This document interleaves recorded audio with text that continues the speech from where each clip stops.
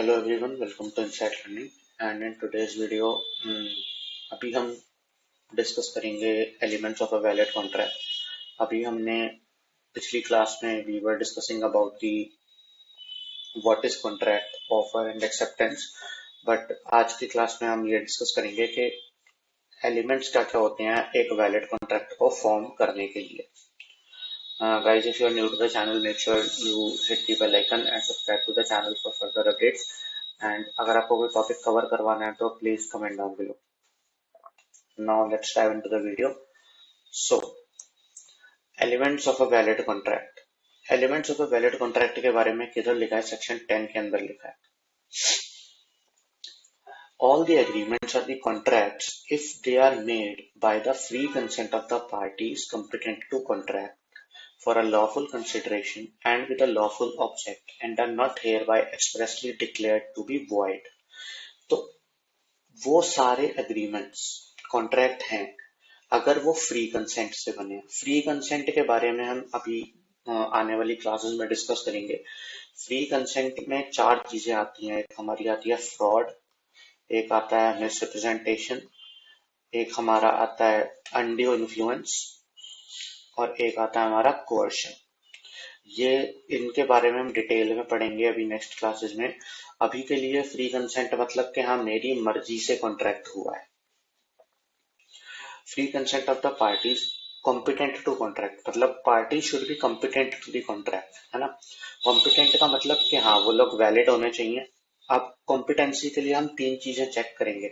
एक तो माइनर के साथ कभी भी कोई भी कॉन्ट्रैक्ट नहीं हो सकता। दूसरा, वो पर्सन जो है वो डिस्क्वालिफाइड बाय लॉ नहीं होना चाहिए कोई भी कॉन्ट्रैक्ट करने के लिए। या तीसरा, वो बंदा ल्यूनैटिक नहीं होना चाहिए। ल्यूनैटिक मतलब पागल Sarfira,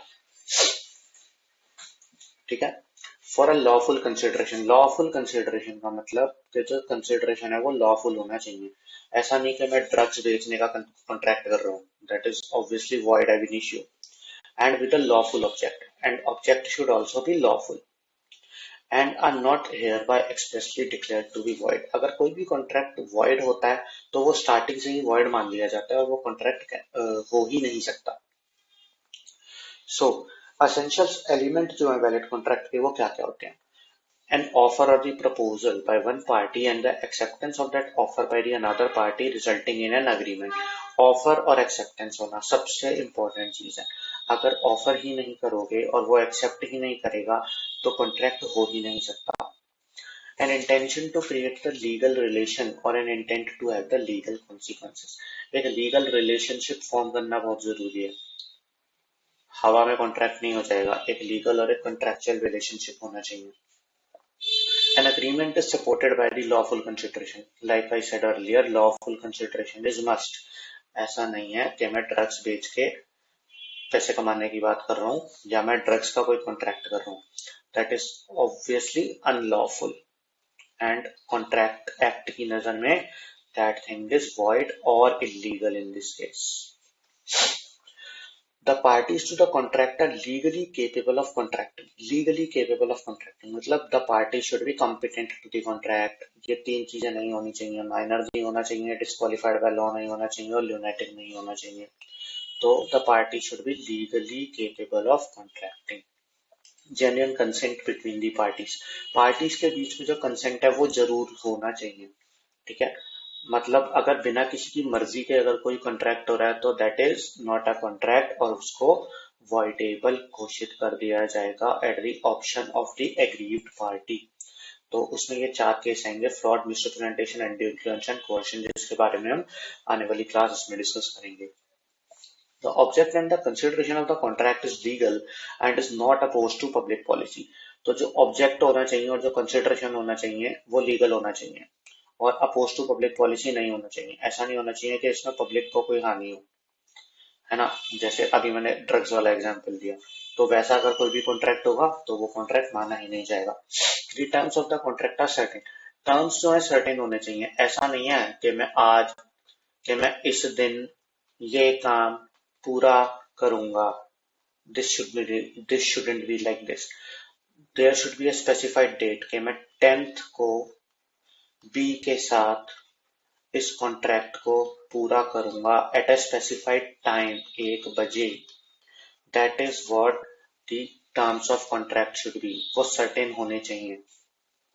The agreement is capable of being performed, that is not, it is not an impossible of being performed.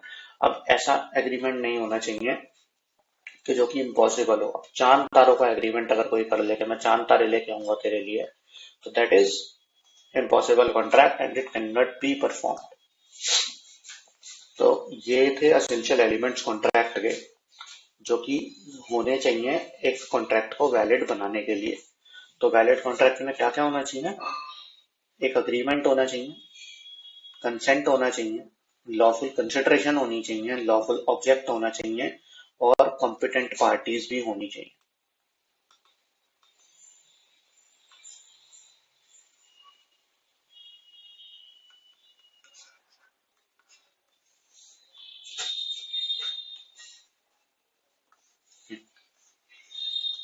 So there should be these 5 things while we are considering the essentials of a valid contract.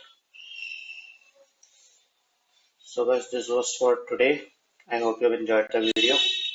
Thank you. And if you are new to the channel, make sure you subscribe to the channel, hit the bell icon, and